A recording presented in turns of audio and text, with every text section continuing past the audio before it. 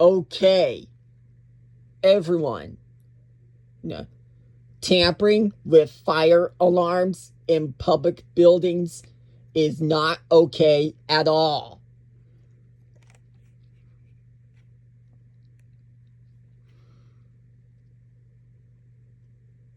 Because fire alarms are not toys. They are very serious life-saving devices that save people's lives. They alert people when there is a fire in the building.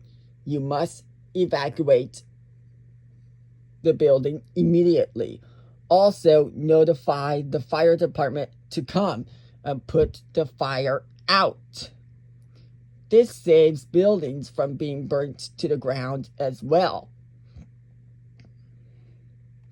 This is why fire alarms are not toys unless you have a collection of them.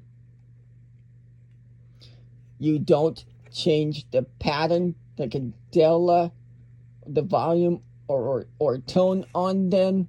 You don't paint them. You don't pull them for fun unless you have one in your house. Now, if you have your own fire alarms at home, then you can use them as toys.